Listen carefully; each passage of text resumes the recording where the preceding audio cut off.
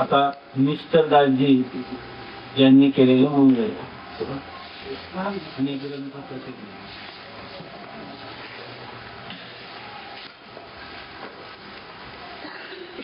आपण काय चिंतन केलं होतं की मंगल कशाला म्हणतात, तर विघ्न ध्वंसानुकूल व्यापार विशेषः. आपण प्रारंभ केलेला जो ग्रंथ आहे तो ग्रंथ निर्विघ्नपणे पार पडावा म्हणून आपल्या श्रीगुरूंची किंवा इष्ट देवतेची प्रार्थना केलेली असते. त्याला मंगलाचरण मंगल असं म्हणतात. ह्या मंगलाचे 3 प्रकार काल सांगितले की आशीर्वाद रूप मंगल, नमस्क्रिया रूप मंगल आणि वस्तू निर्देश रूप मंगल.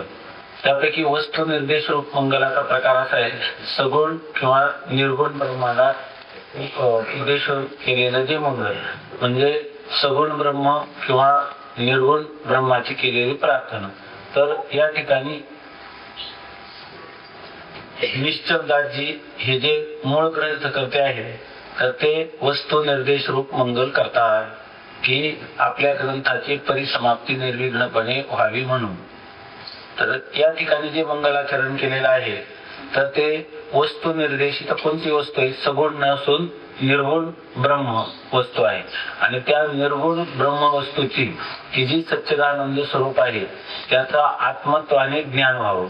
तेच ब्रह्म आत्मत्वाने म्हणजे मी आहे, आत्मा याचा अर्थ मी या रूपाने ज्ञान व्हावं म्हणून आपल्या स्वरूपाला या ठिकाणी मंगल करतात. जसं आपल्याहून भिन्न कल्पना करून श्रीगुरु किंवा परमात्मा किंवा आपली इष्ट देवता यांना वंदन करणं हे मंगलाचरण आहे. तसंच आपल्या स्वतःच्या आत्मस्वरूपाला वंदन करणं किंवा त्याचं स्मरण करणं हेही मंगल आहे.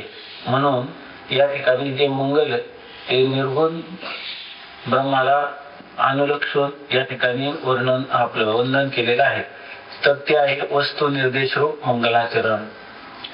आणि त्याचबरोबर या ठिकाणी ग्रंथ, या ग्रंथामध्ये काय विषय आहे, याचे कोण अधिकारी इत्यादी ग्रंथामधला विषय कसा आहे याचंही प्रतिपादन करतात.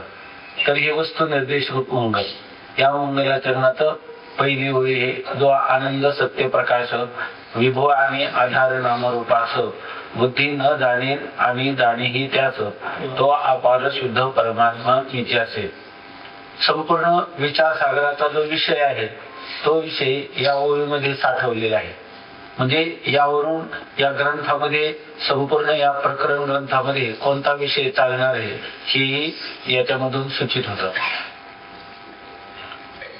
जसं आपण ज्ञानेश्वरीचा पहिल्या अध्यायामध्ये जे मंगलाचरण केले त्याच्यामध्ये माऊली म्हणतात ओम नमो जे आद्या वेद प्रतिपाद्या जय जय स्वसंवेद्या आत्मरूपा देवा चौची गणेशू सकलार्थमती प्रकाशू म्हणे निवृत्तीदासो अवधारी ढोली. लक्ष द्या. तर याच्यामध्ये म्हणतात की जो ओम नमो जी आद्या, ओम हे परमात्म्याचं नाव आहे. आपण परवा ओंकाराविषयी थोडंसं चिंतन केलं होतं. तर ओम नमो अशा ओंकार स्वरूप असणाऱ्या परमात्मा स्वरूपाला मी नमस्कार करतो असं सांगतात. ओम नमो जी आदरपूर्वक आपल्या परमात्मा स्वरूपाचा म्हणजे आदर करतात. आणि पुढे सांगतात ते परमात्मा स्वरूप कसं आहे तर आद्या म्हणजे संपूर्ण जगताचं मूळ कारण तो परमात्मा आहे. आणि ओम नमो जी आद्या, पुन्हा त्या परमात्म्याचं ज्ञान कशाने होईल तर वेद प्रतिपाद्या, वेदाने त्याचं प्रतिपादन केलेले आहे. म्हणजे अशा परमात्म्याचं ज्ञान स्वबुद्धीनं कोणालाही होऊ शकत नाही. आपण चिंतन केलं की पुरुषाच्या बुद्धीच्या ठिकाणी भ्रम, प्रमाद, कर्णापाठव आणि विप्रलिप्सा नावाचे दोष असतात. आणि त्या दोषाने ग्रस्त असणाऱ्या बुद्धीला परमात्म्याचं यथार्थ म्हणजे जशी वस्तू आहे तसं, परमात्मा जसा आहे तसं ज्ञान होत नाही. याला शास्त्र वेद प्रतिपाद्या, अपौरुषेय असणारा जो वेद किंवा श्रुती त्याने त्याचं प्रतिपादन केलेलं आहे. किंवा आपल्याला जर परमात्म्याचं ज्ञान करून घ्यायचं असेल तर उपाय काय आहे? वेदाच्या वाचून त्याचं ज्ञान होणार नाही. म्हणून वेद प्रतिपाद्या. आणि तो कसा आहे? जय जय स्वसंवेद्या. तर त्या ठिकाणी स्वसंवेद्या म्हणजे आपण असं म्हणतो का आपला आपल्याला जाणणारा, असा त्याचा अर्थ करतात. तर त्याचा अर्थ पुढं असाही केलेला आहे.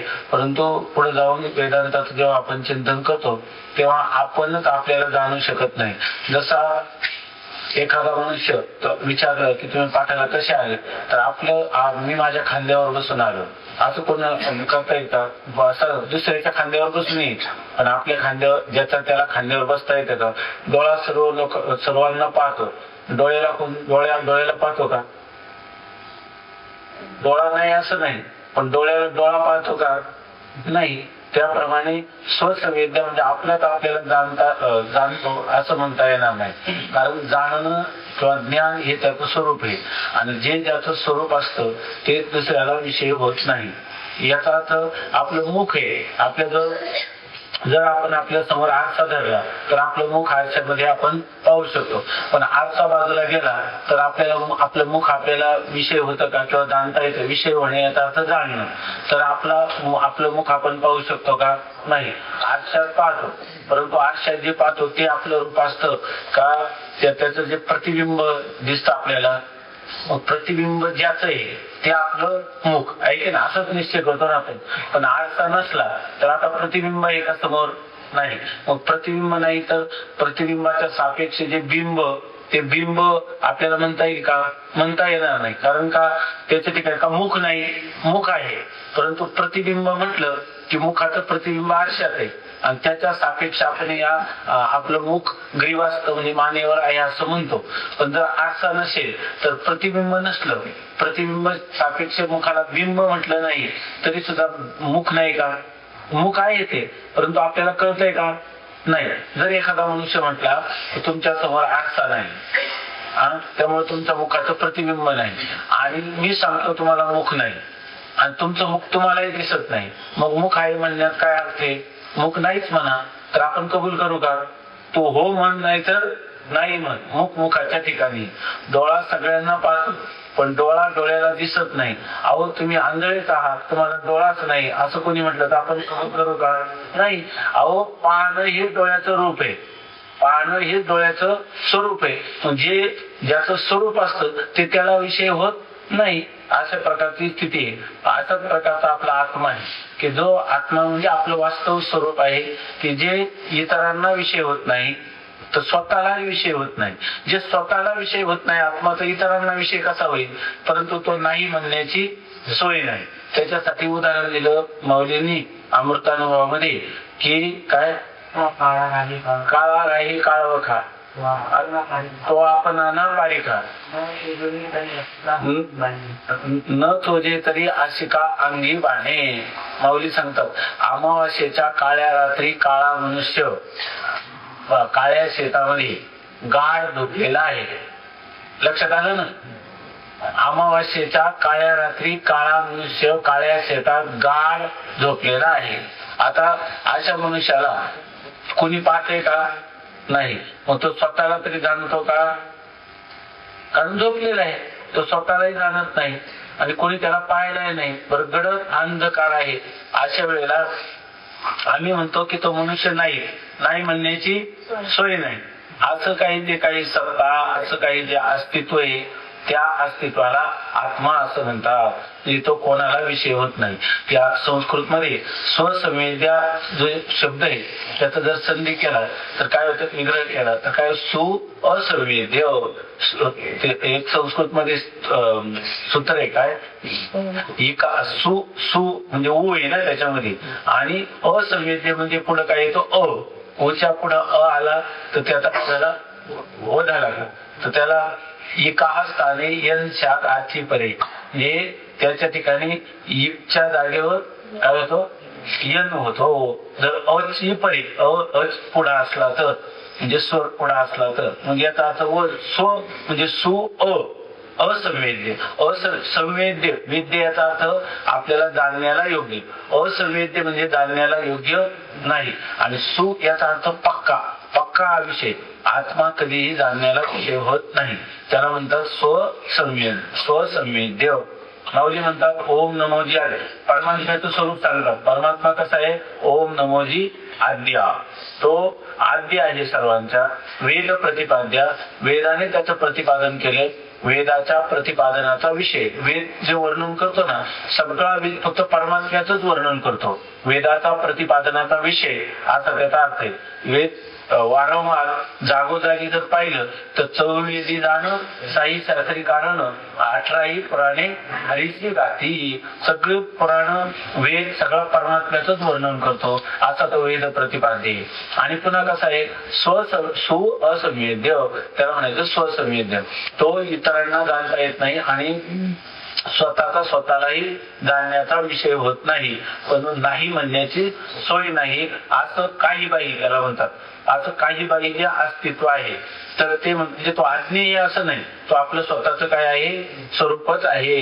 या ठिकाणी त्याला जाणणार किंवा न जाणणार तरी तो आपलं स्वरूप आहे. अशा प्रकारचा स्वसंवेद्य असणारा सांगतात. आणि पुन्हा कसं आहे स्वसंवेद्य, आपल्याला काय वाटतं, शास्त्राने वर्णन केलेले ह्या परमात्म्याचं हे वर्णन चालले. पुढे जाऊन काय म्हणतात, आत्मरूपा. तो कोण आहे, आत्मरूप आहे, म्हणजे तोच माझं स्वरूप आहे असं सांगतात. म्हणजे याचा अर्थ जो परमात्मा तोच कोण आहे, आत्मा मी, आणि मीच कोण आहे, परमात्मा. याला म्हणतात महावाक्य.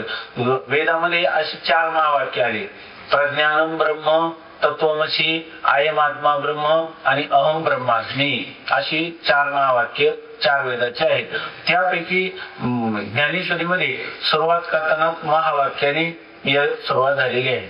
कसं की असा असणारा जो परमात्मा तो कोण आहे, आत्मा. आणि तो आत्मा देवा तोच गणेश, म्हणजे जो असा असणारा जो आत्मा आहे तोच हे देवा. गणेश म्हणून ज्याला म्हणतात तो कोण आहे, तूच. म्हणजे गणेशच आत्मा आणि आत्माच गणेश, मीच गणेश आणि गणेशच मी. अशा प्रकाराने त्याला म्हणतात की महावाक्याचा उपदेश. आणि त्या महावाक्याचा उपदेश ज्ञानेश्वरीमध्ये वारंवार केलेला आहे. तर याच्यावरून काय झालं की आपण मंगलाचरण केलं, पण मंगलाचरणामध्ये आपल्याला विषय कोणता ज्ञात झाला की या ग्रंथामध्ये परमात्मा आणि जीवात्मा यांचं ऐक्य सांगितलेलं आहे, दोन्ही एक आहेत असं सांगितलेलं आहे. अशी ग्रंथामध्ये प्रतिज्ञा पण केलेली आहे. तसं इथं निश्चलदाजींनी ही जी ओळी आहे त्या ओळीमध्ये जो आनंद सत्य प्रकाश, जो नाम आपल्यापासून वेगळा असणारा, ऐक नाही, जो म्हणजे आपल्याहून वेगळा असणारा, तर जो आपल्या परोक्ष असणारा, जो आनंद सत्य प्रकाश विभू आणि आधार नामरूपास, बुद्धी न जाणे आणि जाणेही त्यास, तो अपार शुद्ध परमात्मा. एवढे वर्णन कोणाचं झालं, परमात्म्याचं. आणि तो मीच असे म्हणजे तो परमात्मा कोण आहे, मी आहे. म्हणजे याच्यामध्ये जीव आणि ब्रह्माचं ऐक्य प्रतिपादन करणं हा या ग्रंथाचा विषय आहे. या ग्रंथामध्ये, या प्रकरण ग्रंथामध्ये आपल्याला वारंवार काय ऐकायला मिळणार, एकच ऐकायला मिळालं, जीव परमात्मा एक आहे. परमात्मा आणि जीव यांच्यामध्ये अभेद आहे, हाच या ग्रंथाचा विषय. हेच आपल्याला इथं जसं रामकथा येणार नाही, कृष्ण कथा येणार नाही, त्याच्यामध्ये तसं काही येणार नाही. इथं कायम येणार जीवात्मा आणि परमात्मा यांचा विषय येणार. मग त्याला जर आड काय येत असेल तर जीवाला परमात्मा स्वरूपाच्या ठिकाणी जाण्यासाठी किंवा प्राप्त होण्यासाठी, जीव आणि ब्रह्माचा अभेद निश्चय करण्यासाठी मधून काय येतं, हे जगत येतं. आगापै पंडू कुमारा येता स्वरूपाची आघारा करी तसे आडवारा विश्वाभास जो. आपल्या स्वरूपात जाण्यासाठी हे जगत नावाचा पदार्थ जो येतो आपल्याला प्रतिबंध करीत असतो. तेव्हा त्या प्रतिबंधाची निवृत्ती करायची. ती करायची कशाने करायची तर ते जगत मिथ्या आहे हे ठरलं म्हणजे मिथ्या पदार्थ जो आहे तो सत्य. जसं मृग जळाचे किती पूर आले तर त्याप्रमाणे आपल्याला भीती आहे का जमीन ओली होण्याची किंवा वाहून जाण्याची. त्याप्रमाणे जगत नावाचा पदार्थ जर मिथ्या ठरला तर आपल्याला आपला आत्मा आणि परमात्मा यांच्या एकतेचा अभेदाचा निश्चय करण्याला कोणताही प्रतिबंध येणार नाही. म्हणून या ठिकाणी जगताचं मिथ्यात्व हे एक सांगितलं जातं आणि जीव आणि ब्रह्म यांचं ऐक्य सांगितलं जातं. आणि फक्त परमात्मा सत्य वस्तू आहे. सत्य वस्तू आहे म्हणजे त्रिकाला बाधित आहे. तुझं विण काही स्थिर आहे ऐसे नाही. सत्य तू सत्य तू सत्य तू विठ्ठला. कागा हा दाविरा जगदाकार काय रज्जू सर्पाकार भाषी येले जगदंबर. अशा प्रकारचा ह्या ग्रंथाचा विषय आहे असेही या ठिकाणी प्रतिज्ञा केली आहे. तर असो या ठिकाणी पहिल्यांदा परमात्मा स्वरूपाचं वर्णन करतात मंगलाचरणाच्या रूपाने. तो परमात्मा आहे कसा तर जो आनंद स्वरूप आहे. परमात्म्याचं श्रुतीमध्ये वर्णन कर. हा जो परमात्मा आपल्याला कळून घ्यायचा असेल त्याचं यथार्थ ज्ञान करून घ्यायचं असेल तर साधन काय तस्मात शास्त्रम प्रमाण. ते शास्त्र याला प्रमाण आहे आणि शास्त्र सांगतं की परमात्मा कसा आहे सत्यम ज्ञानम अनंतम ब्रह्म.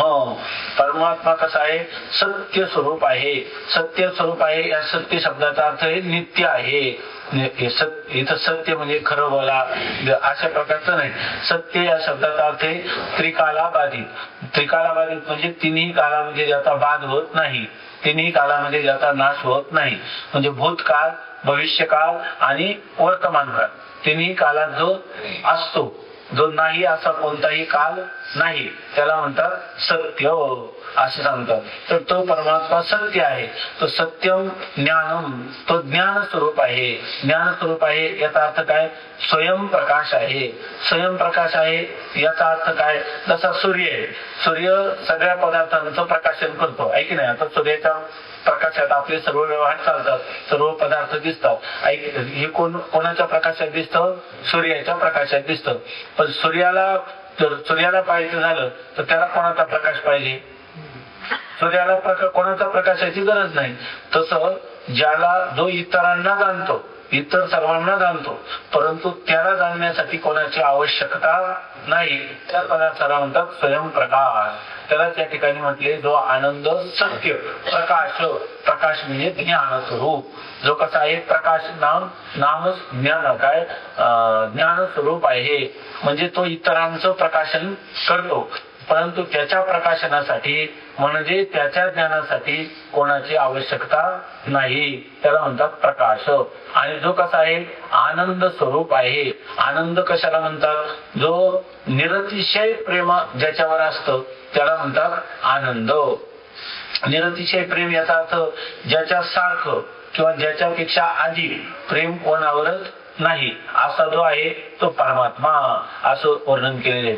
श्रुतीमध्ये जो शब्दाने मी होतो का अर्थ का माझ्याहून भिन्न असं ज्याचं शास्त्र माझ्याहून भिन्न म्हणजे जीवाहून भिन्न असणारा जो परमात्मा त्या परमात्म्याचं वर्णन शास्त्रामध्ये केलेले की जो आनंद म्हणजे निरतिशय प्रेमाचा विषय असा असणारा. निरतिशय ज्याच्यावर निरतिशय प्रेम असतं तो पदार्थ आपले प्रेम कशावर अधिक असतो ज्याच्यात जास्त आनंद आहे त्याच्यामध्ये. परमात्मा आनंद का तर परमात्मा निरतिशय प्रेमाचा विषय आहे म्हणून असं लिहिलेले की निरतिशय काय प्रेमास्पदत्वात् आनंद रूपः. जो निरतिशय प्रेमाचा म्हणजे सर्वात अधिक प्रेम ज्याच्यावर असतं ज्याच्यापेक्षा अधिक कोणावर नसतं ज्याच्या समान देखील कोणावर नसतं असं जे आहे तत्व त्या तत्वाला म्हणतात आनंद रूप. असा आनंद रूप परमात्मा आनंद रूप कोण आहे परमात्मा असं श्रुतीने वारंवार सांगितलेलं आहे. म्हणजे परमात्म्याचं वर्णन श्रुती जे करते ते जर वर्णन आपण श्रुतीचं चिंतन केलं, वेदाचं चिंतन केलं की नेमका परमात्म्याचं स्वरूप काय, तर श्रुती सांगते जो आनंद, जो सर्वात अधिक प्रेमाचा विषय आहे. नंतर सत्य, जो त्रिकाला बाधित आहे, म्हणजे याचा अर्थ कोणत्याही कालात त्याचा नाश होत नाही. जो आनंद सत्य, सत्य नाम नित्य, नाम त्रिकाला बाधित, नाम कोणत्याही कालात त्याचा नाश होत नाही. कारण तो पदार्थ नित्य आहे किंवा सत्य आहे, याचा अर्थ तो पदार्थ कोणापासून उत्पन्न झाला नाही आणि तो पदार्थ, जो पदार्थ उत्पन्न होतो त्याचा नाश होत असतो. यद उत्पाद्यम तद विनाशम, जे पदार्थ उत्पन्न होतो त्याचा नाश होतो, परंतु परमात्मा कोणापासूनही उत्पन्न झालेला नाही आणि त्याचा कोणीही नाश करत नाही, असा अविनाशी स्वरूप आहे. ज्याला कोणतं एखादं कारण असतं तर ते कारणापासून उत्पन्न होणारं जर कार्य असलं तर त्या कार्याचा नाश होतो, पण परमात्मा हा कोणत्याही कारणापासून उत्पन्न झालेला नाही. म्हणून त्या परमात्म्या वाचून दुसरा त्याला नाश करणारा दुसरा कोणताही पदार्थ देखील नाही. म्हणून परमात्मा अविनाशी आहे, सत्य आहे, नित्य आहे आणि तो पुन्हा कसा आहे, प्रकाश रूप आहे, म्हणजे ज्ञानरूप आहे. हे सर्व वर्णन श्रुती करते. पुन्हा सांगतात तो पदार्थ कसा आहे, विभू आणि आधार नाम रूपाचं. या ठिकाणी विभू या शब्दाचा अर्थ व्यापक, म्हणजे कोणत्याही देशात, कोणत्याही कालात किंवा कोणत्याही वस्तूने ज्याचा परिच्छेद होत नाही, ज्याचा अंत होत नाही, ज्याला मर्यादा येत नाही, त्याला म्हणतात देश काल वस्तू यांचा परिच्छेद, म्हणजे यांच्या मर्यादा याने रहित असणारा, त्याला म्हणतात देश काल वस्तू परिच्छेद रहित, त्याला म्हणायचं विभू म्हणजे व्यापक, असं त्याचं वर्णन केलेलं आहे. म्हणजे परमात्मा कसा आहे, परमात्मा कुठं नाही, सगळ्या आहे. काय विठ्ठल जळी स्थळी भरला, रिता ठाव नाही उरला, आदिम्या दृष्टीने पाहिला विठ्ठलची. भगवान म्हणतात ना, काय येरळी काय मी नशी आयचा होऊन ठाव असे. परमात्मा नाही असं कोणतंही ठिकाण नाही. घट घट बिचमे राम रमैया, असं त्याचं वर्णन केलेलं आहे. मुंगी की पाव में घुंगरू बजे वो भी अल्लाह सुनता है. याचा अर्थ परमात्मा नाही असं कोणतंही ठिकाण नाही. त्या परमात्मा स्वरूपाला व्यापक किंवा विभू असं शास्त्रामध्ये किंवा वेदामध्ये त्याचं वर्णन आलेलं आहे. मग परमात्मा कसा आहे, तर विभू नाम व्यापक आहे. कोणत्याही देशाने, कोणत्याही कालाने, म्हणजे असं नाही कोणता देश या देशात परमात्मा आहे आणि अमुक एक देशात त्याचा अभाव आहे. सर्व देशामध्ये परमात्माच भरलेला आहे, ठोस भरीव, त्याला घनदाट भारी दिसे, अशा प्रकारचा परमात्मा हा सर्वत्र ओतप्रोत, त्याला आपण जो ठोस अशा रीतीनं भरलेला आहे, त्याला म्हणतात विभू. आणखी दुसरी गोष्ट सांगतात की जो आणि आधार नामरूपाचं, सगळ्या नामरूपाला परमात्मा आधार आहे. सगळ्या नामरूपातला परमात्मा आधार आहे. याचा अर्थ परमात्म्यावरच ही सगळी नामरूप भासतात. परमात्मा नसेल तर नामरूप नाही. सगळी जेवढी कोणतंही नाम किंवा कोणतंही रूप जे भासतं त्याला आधार, त्याचा बराच विचार आहे. याचा जर विचार ही ओळी जर आपल्याला चांगली कळली, ही जर ओळी आपल्याला चांगली पटली ओळी, तर पुढचा विचार सागर ऐकण्याची आवश्यकता सुद्धा राहणार नाही अशी ओळी. परंतु याच्यातले सगळे जे शब्द आहेत ते कळण्यासाठी थोडेसे त्याला पारिभाषिक शब्द जे पुढे आपल्याला येणार आहेत ते आता जर आपण योजले तर मग आपल्याला पुन्हा ग्रंथ अवघड आहे असं वाटतं. साधारणतः पुढे येणारा जो विषय त्याचा आपल्याला काय स्वरूप आहे हे कळणे इतका आपण विचार करू. तर या ठिकाणी सांगतात सगळ्या नामरूपाचा आधार असं सांगतात. तर आधार आणि चांगलं लक्षात घ्या, आधार आणि अधिष्ठान हे शब्द वारंवार येतात. तर त्या आधार शब्दाचा अर्थ असा आहे की एक सामान्य रूपाला आधार असं म्हणतात. एक लक्षात घ्या, सामान्य रूपाला आधार असं म्हणतात आणि विशेष रूपाला अधिष्ठान असं म्हणतात. तर आता हे विशेष रूप आणि सामान्य रूप कसं याचं थोडं बारकाईनं चिंतन आहे का. असं समजू नका की एक ग्रंथ अवघड आहे, आता हे शब्द आपल्या कानावर गेले नाही हे जरी खरं असलं तरी आपल्याला कधीतरी हे शब्द कळूनच घ्यायचे. त्यामुळं आता जर आपण चित्ताचं ऐकाग्र्य केलं चित्त एकाग्रता केली तर आता हे विषय जर आपल्याला समजले तर पुरा अवघड वाटणार नाही. जसं आता आपल्याला याला पुस्तक म्हणतात, आपल्याला काय वाटतं का आता काही नाही, कारण आपल्याला कळलं पुस्तक काय चीज आहे. एकदा कळल्यावर पण आपण हे पुस्तक आहे हे पुस्तक आहे असं काय आवृत्ती करावी लागते का? नाही. तसंच आपल्याला हे शब्द जे हे ज्याला विवर्त, उपादान, कारण किंवा आता मी म्हटलं सामान्य, विषय, हे शब्द इतके परिचयाचे होऊन गेले पाहिजे का जेवण म्हणल्यावर जसं आपल्याला पटकन सर्व भाजी भाकरी समोर येतं तसंच आपल्याला विषय सामान्य म्हटलं की लक्षात आलं पाहिजे. पण बरं आता तुम्ही म्हटलं की नाही आपण नंतर तरी शिकावंच लागेल ना. मग आता त्याच अगोदर शिकता सुरुवातीला जर आपण लक्षात ठेवलं तर मग पुढे अडचण येत नाही. नाहीतर मग काय होतं नंतर तरी कधीतरी आपल्याला व्याख्या पाठ करावंच लागणार, समजून घ्यावंच लागणार. मग आताच घेतलं तर काय हरकत आहे. स्वामी महाराज विनोदाने गोष्ट सांगायची, एका सावकाराने एका सावकाराकडून एका कुळाने 100 रुपये उसने घेतले आणि त्यांनी सांगितलं सावकार तुमचे हे पैसे मी काही 1 महिन्याने 2 महिन्याने देईल. त्यांनी सांगितलं ठीक आहे. 2 महिन्यानंतर सावकार आला आणि म्हणे की तुम्ही ते 100 रुपये द्या. त्या कुळाला सांगितलं.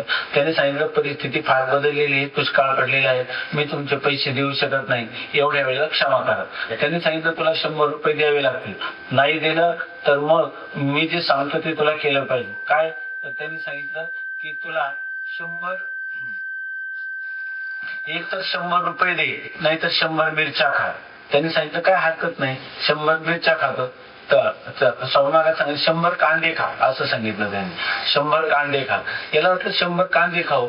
त्याने लहान लहान त्या कांद्याच्या बोऱ्या म्हणतो ना त्या निवडून घेतल्या आणि म्हटलं खातो कांदे. त्याला वाटलं 100 रुपये चुकतील, खायला सुरुवात केली. आता कांदा खायला 100 कांदे खाणं म्हणजे काही साधारण गोष्ट आहे का?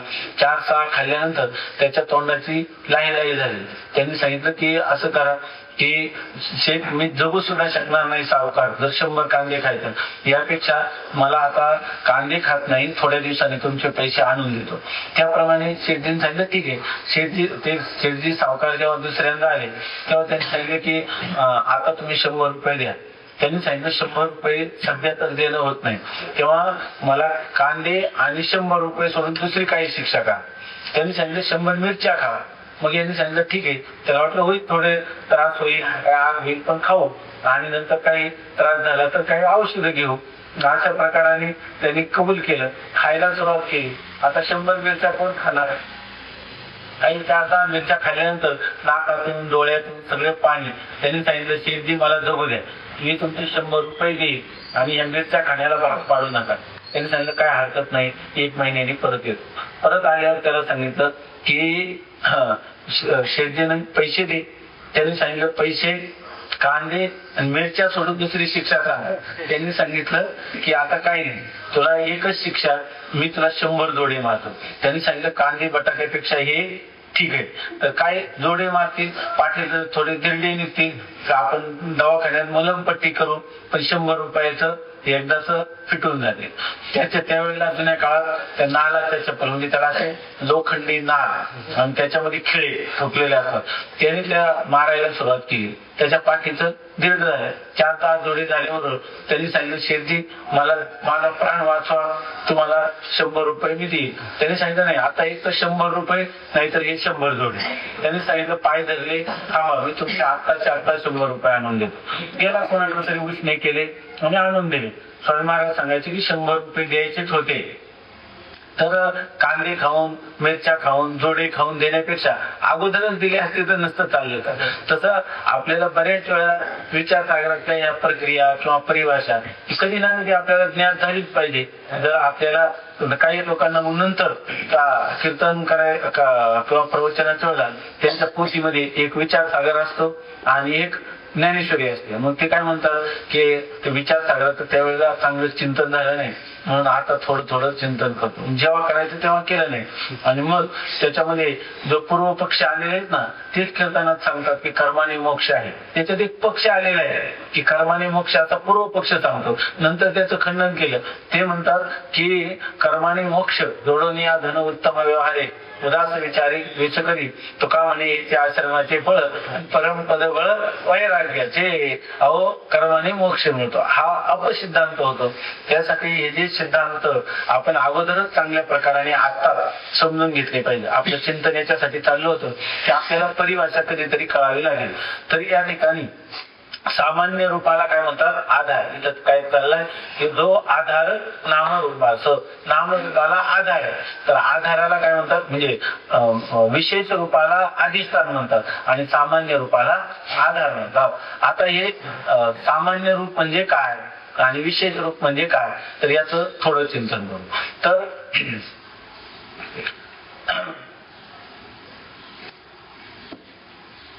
आपण मंद अंधकारामध्ये संध्याकाळच्या वेळेला एखादी दोरी पडलेली असते ऐकेन आणि त्या दोरी बरोबर आहे ना ती दोरी पडलेली असते आणि त्या दोरीवर सर्पाचा भास होतो.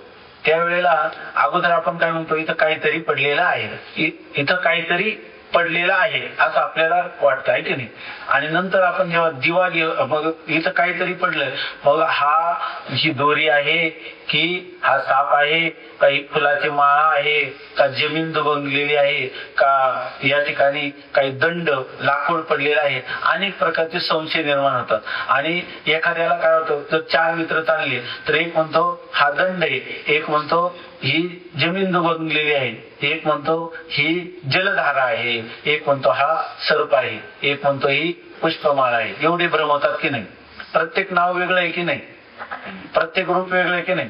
फुलाची माळा जलधारा दंड ही सगळी नावं वेगळी आहेत आणि प्रत्येकाचं काय आहे ही सगळी नावं वेगळी प्रत्येकाचं रूप पण वेगळं आणि हे सगळे भासले कोणावर दोरीवरच भासले बरोबर आहे की नाही. जर दोरी नसती तर यांचा भास तरी झाला असता का.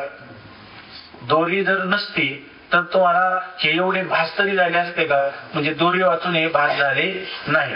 आणि समजा एवढ्यांनाही जर तिथं दिवा नेऊन दाखवले ही दोरी आहे तर आता कोणता भ्रम राहतो कोणताही नाही. कोणतं सगळं भ्रमांची काय होते निवृत्ती आणि सगळे म्हणायला लागतात का ही दोरी आहे. अगोदर सगळ्यांना भ्रम झाला वेगवेगळा ऐक नाही. प्रत्येकाचं नाम वेगळं प्रत्येकाचं रूप वेगळं परंतु याला मूळ जे काही रूप आहे मूळ कारण आहे ते कोण आहे दोरी ऐक नाही. दोरीचं असणं आणि हा भ्रम कधी निवृत्त झाला दोरीचं ज्ञान झालं तेव्हा.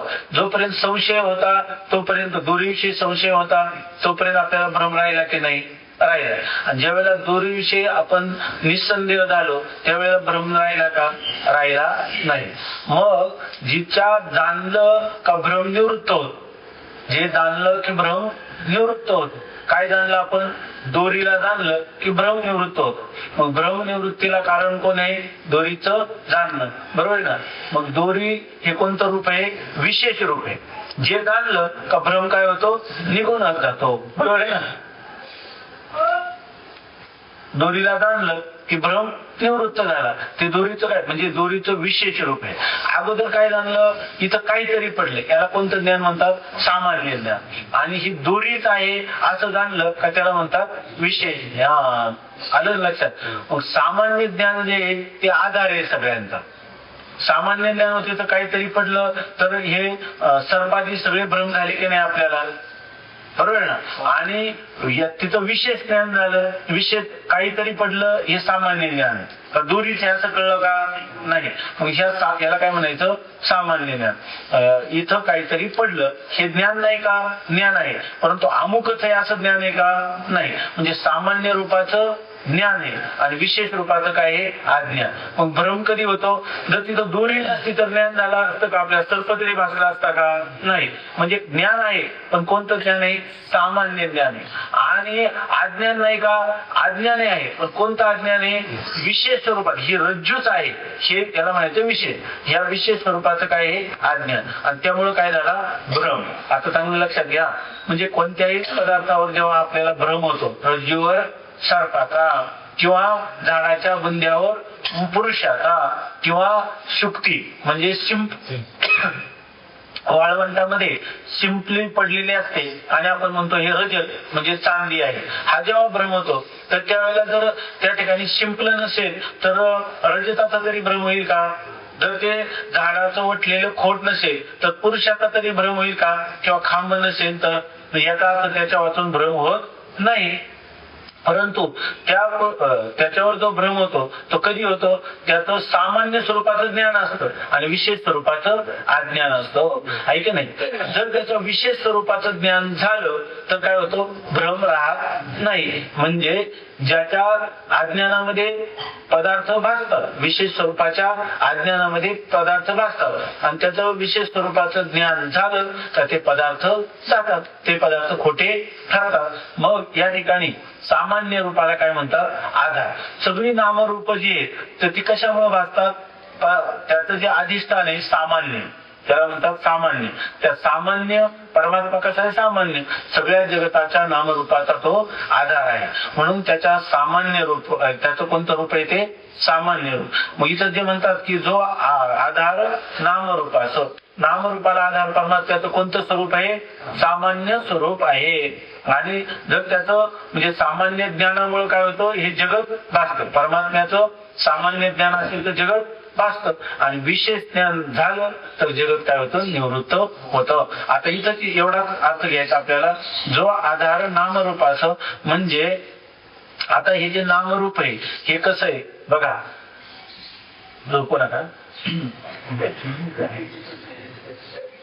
जेवढं काही मला जेवढं सांगता येतं सोपं करून म्हणा, किंवा जेवढं आठवतं किंवा ज्या पद्धतीनं आपल्याला आकलन होईल असं मी प्रयत्न करतो. तुम्ही पण प्रयत्न करा बरं. प्रयत्न केल्याशिवाय काय दुसरा पर्याय पण नाही.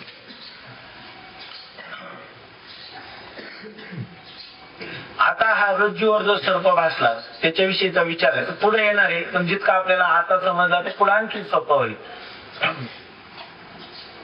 रज्जूचं सामान्य स्वरूपाचं ज्ञान मान्य आहे ना तुम्हाला? म्हणजे इथं काहीतरी पडलं आणि विशेष स्वरूपाचं अज्ञान, आणि मग त्या अज्ञानामुळे काय झाला? सर्प.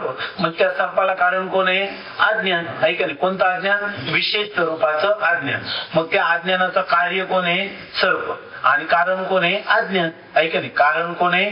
अज्ञान. आणि सर्प काय आहे? त्याचं कार्य आहे, असा त्याचा अर्थ झाला. मग या ठिकाणी जर हे सर्व जो पसार आहे याचं कारण कोण आहे? अज्ञान. पण अज्ञान नाही ते जड. अज्ञान आहे ते जड. जड कशाला म्हणतात हे कायम लक्षात घ्यायचं. जड म्हणजे जास्त किलो वजनाचं असं वेदांतामध्ये नाही. जड याचा अर्थ असा आहे का ज्याला दुसऱ्याचंही ज्ञान नसतं आणि स्वतःचंही ज्ञान नसतं. जे स्वतःलाही जाणत नाही आणि इतरांनाही जाणत नाही त्याला म्हणतात जड. जे इतरांना जाणतं आणि स्वतःला जाणण्यासाठी इतरांची आवश्यकता नाही त्याला काय म्हणतात? त्याला स्वयंप्रकाश म्हणतात. आता सांगितलं ना, इतरांना जाणतं पण त्याचं ज्ञान करण्यासाठी कोणाची आवश्यकता नाही त्याला काय म्हणतात? स्वयंप्रकाश. आणि त्याला चित असं म्हणतात. त्याला काय म्हणतात? चित. जे इतरांना जाणतं पण स्वतःला जाणण्यासाठी कोणाची आवश्यकता नाही त्याला म्हणतात चित, त्याला म्हणतात स्वयंप्रकाश. आणि जड कशाला म्हणतात? जे इतरांनाही जाणत नाही आणि स्वतःलाही जाणत नाही त्याला म्हणतात जड. आता हे अज्ञान कसं आहे? जड आहे. अज्ञान जड आहे आणि जड पदार्थ कोणालाही कारण होत नाही, ऐक नाही? जड पदार्थ समजा रज्जूवर भासलेला जो सर्प आहे, ऐक नाही? तो सर्प, त्या सर्पापासून काही तुम्हाला काही निर्मिती होईल का? त्या सर्पाची अनेक प्रकारची किल्ल उत्पन्न झाली असं होईल का? नाही. तो खोटा आहे, ऐक नाही? तसं अज्ञान जे आहे ते अज्ञानामुळे जड असल्यामुळं केवळ अज्ञानापासून कशा जगदरूपी कार्य उत्पन्न होणार नाही. त्याचा सिद्धांत असा आहे, जड वस्तू जी आहे ती स्वतः एकटी कोणालाही कारण होऊ शकत नाही. आणि तुम्ही तर म्हणता अज्ञानाचं कार्य कोण आहे? सर्प, ऐक नाही? अज्ञानाचं कार्य सर्प कसं होईल? आणि सर्प तर झालाय की नाही? सर्प तर तुम्हाला भासलाय की नाही? आणि अज्ञान तर जड आहे. याचा अर्थ त्या जड अज्ञान जे ते काय की कोणाचं तरी साह्य घेता असलं पाहिजे. म्हणजे त्या अज्ञानाला आणि त्या अज्ञानाच्या कार्य असणाऱ्या सर्पाला दोघांनाही कोणतं तरी अधिष्ठान असलं पाहिजे. आणि ते अधिष्ठान कसं असलं पाहिजे? जड चालेल का? तर आपण पहिला जड पदार्थ कोणालाही कारण होत नाही. मग ते कारण कसं असलं पाहिजे? चेतन असलं पाहिजे. आहे की नाही. कारण कसं असलं पाहिजे, चेतन असलं पाहिजे. चेतन कशाला म्हणतात, चेतनच आहे असं स्वयंप्रकाश, चेतन, चिद्रूप, प्रकाश रूप, हे सगळे शब्द एका अर्थवाची. तर इथं चेतन म्हणजे काय, जे दुसऱ्याला जाणतं परंतु त्याला जाणण्यासाठी कोणाची आवश्यकता नाही, अशा प्रकारचं चैतन्य त्याला काय असलं पाहिजे, अधिष्ठान असलं पाहिजे. केवळ अज्ञान जगताची उत्पत्ती किंवा भ्रमाची उत्पत्ती करत नाही. मग त्या अज्ञानाला आणि त्या अज्ञान कार्याला सर्वांना अधिष्ठान कोण असलं पाहिजे, चेतन. अधिष्ठान कशाला म्हणतात, विशेष रूपाला. आपण पाहिलं ना, अधिष्ठान कशाला म्हणतात, विशेष रूपाला. म्हणजे काय, जे जाणलं का मग काय असं भ्रमाची निवृत्ती होते. मग दोरी तर जड आहे, दोरी सर्पाला कारण होणार नाही, तर दोरीला काय पाहिजे, अधिष्ठान चैतन्य पाहिजे. त्याला म्हणतात रज्जूपहित चैतन्य. म्हणजे रज्जूपहित चैतन्य याचा अर्थ रज्जूला, रज्जू झाली उपाधी, आहे की नाही, आणि त्याला अधिष्ठान जे ते चैतन्य. म्हणजे चैतन्यामध्ये रज्जू उपाधी होते आणि त्याला नाव काय येतं, रज्जूपहित चैतन्य. आणि ते रज्जूपहित चैतन्य जे आहे ते ह्या सर्पभ्रमाला कारण आहे. केवळ रज्जू नाही, कारण ती जड आहे, म्हणून रज्जूपहित, उपहित याचा अर्थ उपाधी. म्हणजे त्या चैतन्यामध्ये उपाधी कोण झाली, रज्जू. उपाधी कशाला म्हणतात, हा आपण स्वतः वेगळे राहते आणि दुसऱ्याचं ज्ञान करून देते, तर तो विषय राहू दे. तर या ठिकाणी एवढं तर घ्या, कोणत्याही पदार्थाला कारण कोण आहे, चैतन्य आहे. म्हणून या जो आधार नामरूपाचं, याचा या सगळ्या नामरूपाला आधार कोण आहे, तर चैतन्य आहे. ते चैतन्य म्हणजे त्याला काय म्हणतात, त्या अज्ञानाला जे अधिष्ठान असतं, त्या अज्ञान अधिष्ठान चैतन्याला, म्हणजे अधिष्ठान ज्याच्यावर खोटा पदार्थ भासतो त्याला काय म्हणतात, अधिष्ठान. आहे की नाही, बरोबर ना. ज्याच्यावर रज्जूवर काय वाटतो, खोटा पदार्थ सर्प भासतो, म्हणून रज्जूला आपण काय म्हणतो, अधिष्ठान. तसं ही नामरूप खोटी आहे आणि त्या नामरूपाला आधार, म्हणजे नामरूपाला ज्याच्यावर भासतात, बरोबर ना, ज्याच्यामुळं भासतात, ज्याच्यावर भासतात, तर त्याला काय म्हणायचं, चैतन्य, अधिष्ठान. त्याचं दुसरं नाव काय आहे, ब्रह्म असं सांगतात. म्हणजे याचा अर्थ त्या जगताचं कारण, मूळ कारण, ओम नमोजी आद्य, आद्य कारण कोण आहे त्याचं, तर चैतन्यच आहे, ब्रह्मच आहे. त्या ब्रह्म हे जगताचं कारण आहे.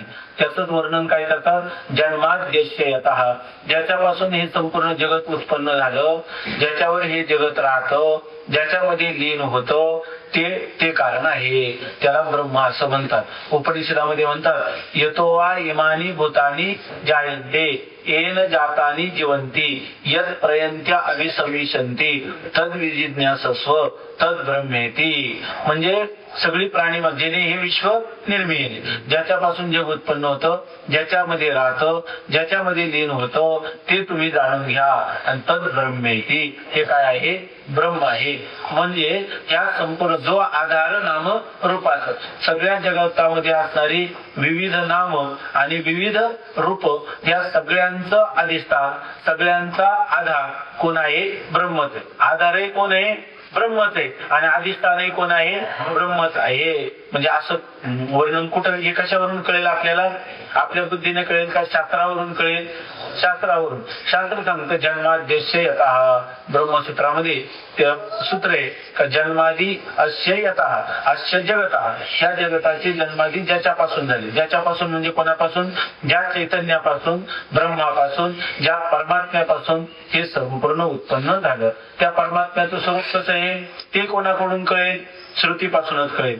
श्रुती काय सांगते, जो आनंद, आतापर्यंत पाहिलं ना आपण, जो आनंद, जो सत्य, जो प्रकाश. इथं जो म्हणजे आपल्याहून भिन्नाचा विचार चाललाय का आपला विचार चाललाय, भिन्न, आपल्याहून असणार भिन्न जो परमात्मा, त्या परमात्म्याचं स्वरूप काय आहे हे शास्त्र सांगतं. तर ते सांगताना काय सांगतात, तो आनंद रूप आहे. आनंद रूप का, तर त्याच्यावर परमप्रीतीचा तो विषय आहे. आणि ज्याच्यावर सर्वाधिक प्रेम असतो ते काय असतं, तिथं अधिक आनंद असतो, आहे की नाही. मग असा परमात्मा हा सर्वाधिक प्रेमाचा विषय आहे.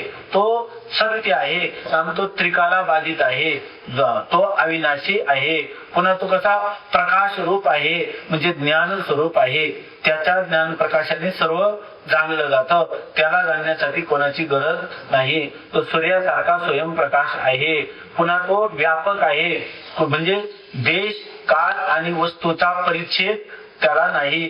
तो देश काळ वस्तू परिच्छेद रहित आहे असं सांगतात. आणि तुकाराम महाराज म्हणतात ना, देश काळ वस्तू भेद मावळला, आत्मा निर्वाळला विश्वाकारे, न झाला प्रपंच आहे परब्रह्म, अहम सोहम ब्रह्म आकळले, असं त्याचं वर्णन करतात. आपल्या संत वाङ्मयामध्ये आला का नाही वेदांत?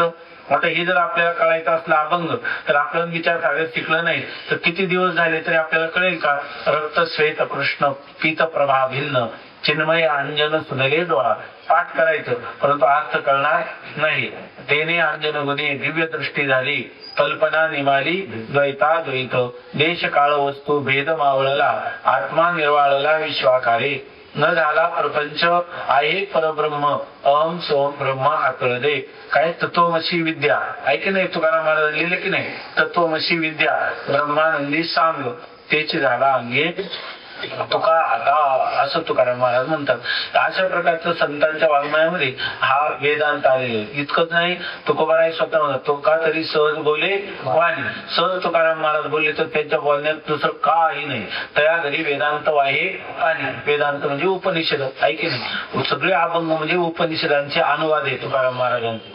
जर आपण बारकाईने पाहिलं तर सगळ्या रामेश्वर भट्टाने अभ्यास केला, तर अभ्यास केला नाही म्हणून आपल्याला माहित नाही, आपला संस्कृत मध्ये वेदामध्ये तेवढा प्रवेश नाही. पण तुकाराम महाराजांचं वर्णन करताना रामेश्वर भट्ट काय म्हणतात, तुकाराम महाराज हे ब्रह्मच आहे ऐके नाही, तुगिता तुलनेची ब्रह्म तुकार. आणि तुकाराम महाराजांच्या गाथेचं वर्णन करताना काय सांगतात, 4 वेदांचे केलेसे विवरण, म्हणजे 4 वेदांचं विवरण केलेलं आहे. आणि पुन्हा अर्थही गहन करून या, त्याच्यामध्ये असणारे गंभीर अर्थाचं स्पष्टीकरण आणि सोप्या भाषेत तुकाराम महाराजांनी सांगितलेलं आहे. परंतु कोणत्या अवघडात, साखरे महाराज म्हणतात, कोणत्या अवघडाचं तुकाराम महाराजांनी सोपं केलं हे कळण्यासाठी अवघड कोणतं हे अगोदरच कळलं पाहिजे ना, आहे की नाही. म्हणून विचार सागराचं आपल्याला चिंतन झालं पाहिजे. म्हणून या ठिकाणी जो विभो आणि आधार नामरूपाचं हे ते चाललेलं वर्णन कोणाचं आहे, परमात्म्याचं. आणि कशावरून चाललंय, हा परमात्मा असा आहे आपल्याला कसं कळतंय, परोक्ष कळतंय का साक्षात आपल्याला दिसतंय, तर शास्त्रावरून कळतंय आहे की नाही. आपण शास्त्र सांगतं की सत्यम ज्ञानम अनंतम ब्रह्म, जो विभो आणि आधार नामरूपाचं असं सांगतात. मग म्हणे असा जो परमात्मा आहे तर तो सगळ्या लोकांनी शास्त्र ग्रंथ घेतले तर त्याच्यावरून त्यांना कळेल का? नाही, कोणालाही परमात्म्याचं ज्ञान होणार नाही. ते म्हणतात तो परमात्मा दृश्यते स्वग्रया बुद्ध्या सूक्ष्मया सूक्ष्मदर्शिभी. तो परमात्मा कोणाला, कारण परमात्मा इतका सूक्ष्म आहे, त्याचं वर्णन तुकाराम महाराज करतात. अनोरणीया ठोकडा तुका आकाशा एवढा. आता आकाश तरी आपल्याला दिसतंय काय, आणि दिसतंय ते काय आकाश आहे का, त्याचा निळावर्ण कुठं आहे का कडई सारखा आकार. परंतु आपल्याला त्या आकाशाचं तरी ज्ञान होऊ शकतं का? डोळ्याला आकाशाचं ज्ञान होऊ शकतं का? होऊ शकत नाही. तर ते म्हणतात की दृश्यते त्वग्रया बुद्ध्या. आपल्याला जर परमात्म्याचं ज्ञान करून घ्यायचं असेल तर कोणालाही परमात्म्याचं ज्ञान होणार नाही. आग्रया बुद्ध्या, आग्रया म्हणजे जिला एकच आग्रह म्हणजे टोक आहे. एकच टोक म्हणजे काय, मी त्या परमात्म्याचं ज्ञान करून घेईल. मला दिलेला हा जो मनुष्य देह आहे या जन्मामध्ये मी केवळ परमात्म्याचं माझ्या स्वरूपाचं ज्ञान करून घेईल, अशी ज्याची एकाग्र बुद्धी आहे त्याला प्राप्त होईल. तुकाराम महाराज म्हणतात अणुपेक्षाही श्रुती अनोरणीयान महतो मह्यान. आकाशापेक्षा तुका आकाशा एवढा आणि अनोरणीया तो करा. अणुपेक्षाही परमात्मा हा अणु म्हणजे सूक्ष्म आहे आणि आकाशापेक्षाही व्यापक आहे. आकाशाला कोणी गौस निघालील का? विण्याला गौस निघाल, आकाशाला गौस कोणी घालेल का? आकाशच सगळ्यांची गौस नाही झाली, त्याच्यापेक्षा व्यापक काही नाही. तसं त्या परमात्म्याला आपल्या बुद्धीनं थोबळ घालता येईल का? घालता येणार नाही. बुद्धी न जाणे त्या परमात्म्याला जाणू शकणार नाही, तो व्यापक आहे. बरं, इतका सूक्ष्म आहे तर त्या अणुपेक्षाही, अणुच आपल्याला बुद्धीनं ज्ञान होत नाही तर त्या आपल्या डोळ्यांनी ज्ञान होत नाही तर परमात्मा अणुचाही अणु आहे, त्याला कसा जाणला जाईल? किती जरी तीव्र बुद्धिवान असला तरी तो त्याला जाणू शकणार नाही. तर त्या ठिकाणी सांगितलं की हा परमात्मा जो आहे तो परमात्मा कोणीही जाणू शकत नाही, बुद्धी न जाणे. कारण असा तो आहे की त्याने दिलंय याच्यामध्ये यतो वाचो निवर्तनते अप्राप्य मनसास. श्रुती सांगते की त्या परमात्म्याला जाणायला गेलं, तुम्ही म्हणले की मी वाणीनं खूप वर्णन करून त्याला जाणे, तर ते म्हणतात की वाचा त्याच्यापर्यंत परमात्म्यापर्यंत वाणी पोहोचूच शकत नाही, इंद्रिय त्याच्यापर्यंत पोहोचूच शकत नाही. तुकाराम महाराज म्हणतात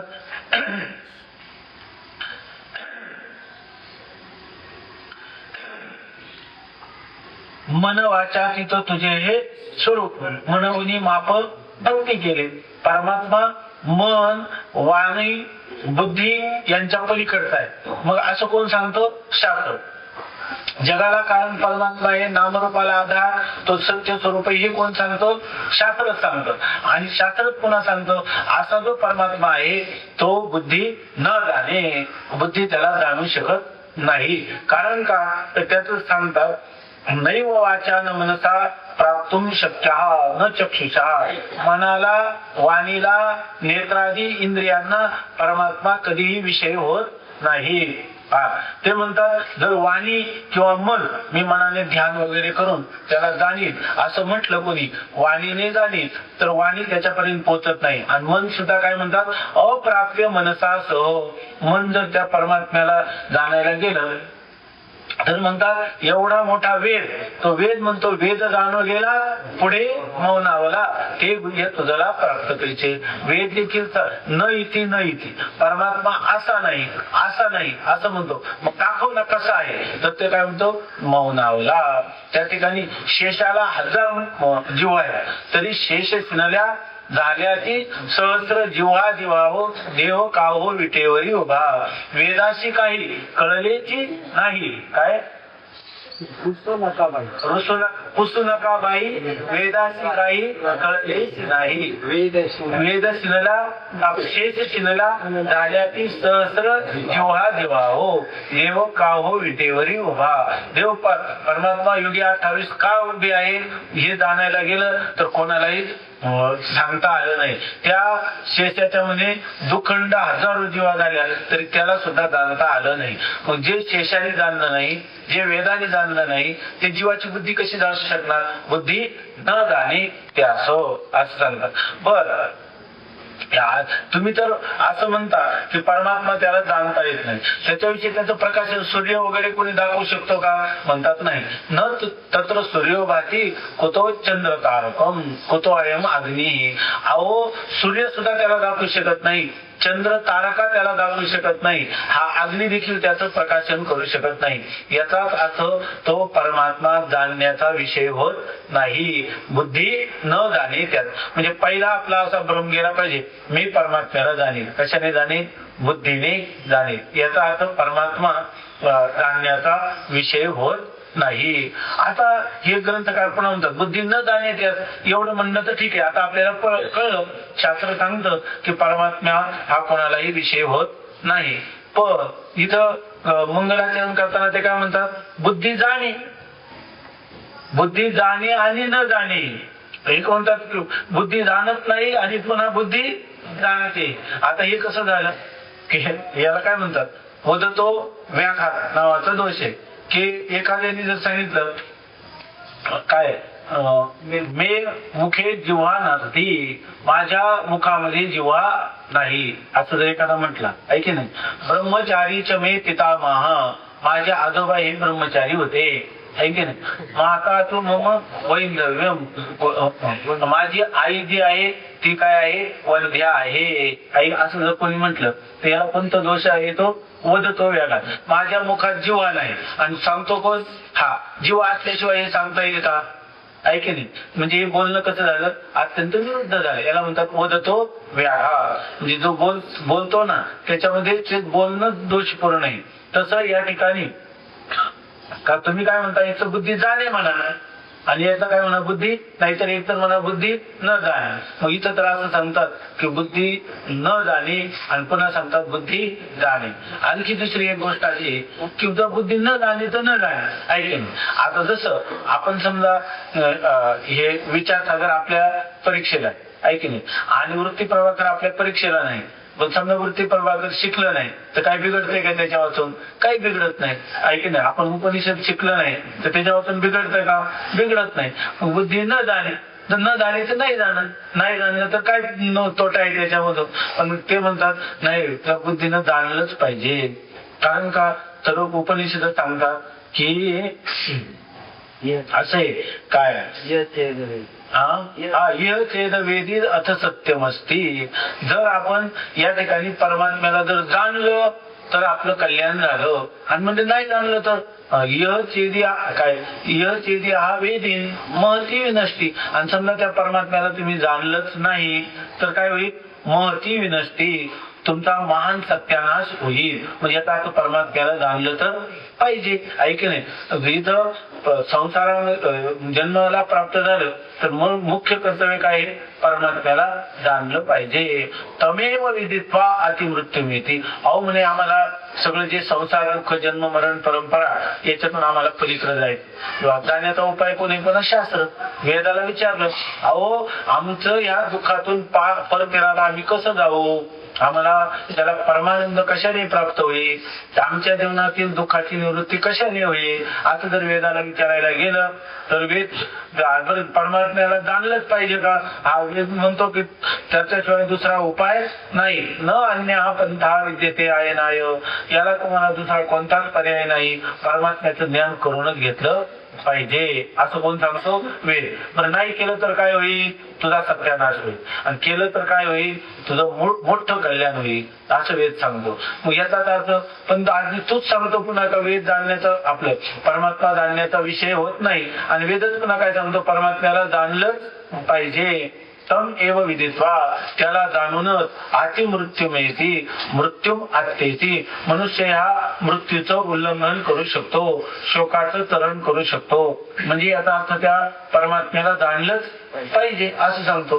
जाणायला तो साधन कोण आहे? बुद्धी आहे नाही. आणि बुद्धी तर न जाणे सांगितलं, त्यांनी सांगितलं बुद्धी जाणे आहे की नाही. बुद्धी जाणते पण मग एकदा जाणते म्हणलं तर न जाणते म्हणतात. जाणत नाही असं म्हणायला नाही पाहिजे, आणि जाणत नाही म्हटलं तर जाणते असं म्हणायला नको. आणि इथं तर काय म्हटलंय? दोन्ही म्हटलेले. बुद्धी जाणे आणि न जाणे ही त्याच. बुद्धी त्याला जाणतेही आणि न जाणतेही. याचाच अर्थ काय? त्यांच्या मनात काय हे आपल्याला कळलं पाहिजे. वक्त्याचा अभिप्राय कळला पाहिजे. त्याला काय म्हणतात? तात्पर्य. बुद्धी न जाणे आणि जाणेही या जे काही श्लोकांत आहे किंवा याचं एक चरण आहे, या चरणाचं काय कळलं पाहिजे आपल्याला? तात्पर्य कळलं पाहिजे. बुद्धी जाणे म्हणजे काय आणि न जाणे म्हणजे काय म्हणतात हे कळण्यासाठी आपल्याला वक्त्याचं तात्पर्य कळलं पाहिजे. वक्तुर इच्छा तात्पर्य. वक्त्याची जी इच्छा असते त्याला म्हणतात तात्पर्य. त्याचा तो अभिप्राय हा आपल्याला कळला पाहिजे. नाही तर असं वाटतं कशाला हा ग्रंथ पहिल्याच ओळीत लागलं बुद्धी न जाणे आणि याच्यात काही मिळ आहे का? देव हे बुद्धी जाणत नाही म्हणतो, एकदा जाणते म्हणजे इथूनच या ग्रंथाचा त्याग करा. परंतु असं नाही, आपल्याला जाणून घेतलं पाहिजे ते का म्हणतात, असं का म्हणतात, त्याच्या पाठीमागे त्यांचा काय भाव आहे. स्वामी महाराज गोष्ट सांगायचे. गावचा पाटील पूर्वीच्या काळामध्ये त्यांना संपूर्ण अधिकार होते. म्हणजे कोणतीही आडी अडचण आली तरी लोक त्यांच्याकडे जायचे. तर त्या वेळेला एक आता मला काही दृष्टांत सगळा तुम्हाला आठवला तर आठवून द्या. मला जेवढा आठवतो तेवढा सांगतो, त्याचं तात्पर्य लक्षात घ्या. तर एक त्या गावच्या पाटलाचं सकाळी एक मनुष्य गेला आणि त्यांनी सांगितलं पाऊस पडत नाही आणि त्यामुळं पिकं जे तर ते सुकायला लागले. तर त्यांनी सांगितलं काही नाही, पाट लावा. त्यांनी सांगितलं पाट लावा असं सांगितलं. नंतर दुसरा एक मनुष्य आला. त्यांनी सांगितलं की माझी पत्नी मरण पावली, तर आता मी काय करू? त्यांनी सांगितलं की पाट लावा. दुसरा तेवढं त्यांची लहान मुलगी आली आणि त्या लहान मुलगीनं सांगितलं बाबा किती दिवा लावला तरी वाऱ्याने राहत नाही. त्यांनी सांगितलं पाट लाव. तिघांना सांगितलं की नाही पाट लाव. आता याचा काय अर्थ? याचा अर्थ जेव्हा पहिल्या मनुष्याला सांगितलं की पाट लावा पिकं हे करतात म्हणजे पाटाचं पाणी नदीचं ते आणा आणि त्याला द्या, आहे की नाही, असं पाठ लावा असं त्याचा अर्थ. आणि तो दुसरा मनुष्य म्हणत होता पत्नी मरण पावली तर पाठ लावण्याचा अर्थ पुरेच्या काळात त्याला मोथोर म्हणतात.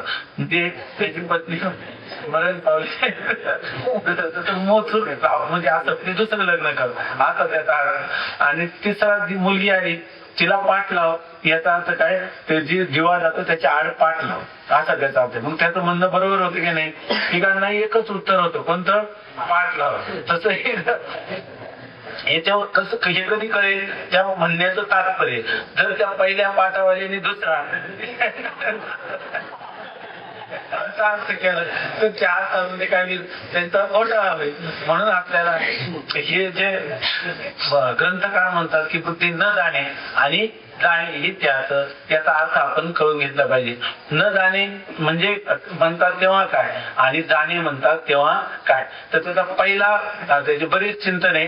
आणि पुढं पुढं चौथा तरंग जेव्हा झाला तिथं लिहिलंय चौथ्या तरंगामध्ये हे जे मंगलाचरण आहे, इथं असं लिहिलं काही सध्या लक्षात येणार नाही, हे 4 तरंग झाल्यावर याचा अर्थ चांगल्या प्रकाराने कळेल. आणि तो सुद्धा जर आता झोपलं नाही तर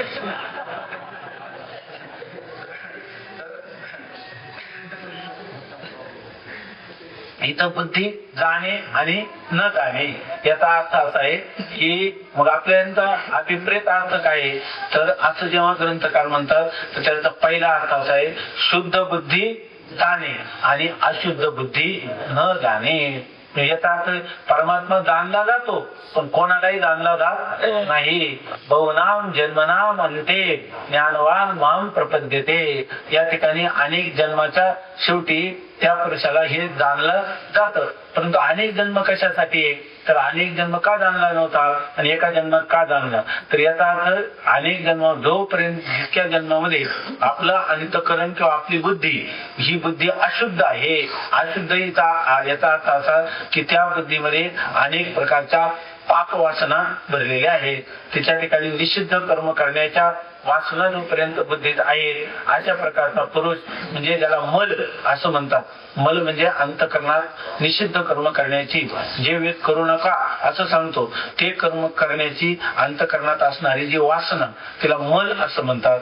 नंतर विक्षेप नावाचा जो दोष आहे त्याचा अर्थ अंतःकरणाची चंचलता. जसं माकड चंचल आहे त्याप्रमाणे बुद्धी जी चंचल असते ती चंचल बुद्धी किंवा मलिन बुद्धी अशुद्ध बुद्धी त्या परमात्म्याला जाणू शकत नाही. जसं गढूळ पाणी आहे की नाही, पाण्यामध्ये काय मलिनता आहे, गढूळ आहे आणि त्याच्यावर सूर्य किती जरी प्रकाशमान असला त्याचं प्रतिबिंब चांगलं दिसेल का, शुद्ध पाणी असलं तर त्याच्यामध्ये प्रतिबिंब दिसेल. त्याप्रमाणे या ठिकाणी ही जी बुद्धी तर शुद्ध बुद्धी असेल तर ती तो जो सच्चिदानंद परमात्मा त्या बुद्धीमध्ये काय होईल, त्याचं प्रतिबिंब पडेल. याला नाव त्या परमात्म्याला ती जाणू शकेल. म्हणजे शुद्ध बुद्धी जाणे आणि अशुद्ध बुद्धी न जाणे. आता काही वेळा आपल्याला वाटते, काही लोक म्हणतात की हा फार बुद्धिमान मनुष्य आहे. बुद्धिमान जरी किती तीव्र बुद्धी असली, किती सूक्ष्म बुद्धी असली तरी ती बुद्धी याला जाणू शकत नाही. त्या ठिकाणी बुद्धीची थोडी तीक्ष्णता कमी असली तरी चालेल, परंतु कोणती बुद्धी पाहिजे, शुद्ध बुद्धी पाहिजे. आमच्याकडचे एक प्राध्यापक आहे, ते पुणे विद्यापीठात, त्यांना नाव विचारू नका, पुणे विद्यापीठात त्यांचा मोठा लौकिक आहे, गणिताचे फार मोठे हे असून ते मुख्य आता सध्या आहे तिकडे हेड ऑफ डिपार्टमेंट म्हणतात. तर ते येतात कधी कधी आले की त्यांना पीएचडी दिलेली, त्यांचा मोठा हैदराबाद विद्यापीठामध्ये त्यांचा सर्वात मोठा गौरव झाला की एक विशेष गणिताचे शास्त्रज्ञ म्हणून. तर ते त्यांनी गाथा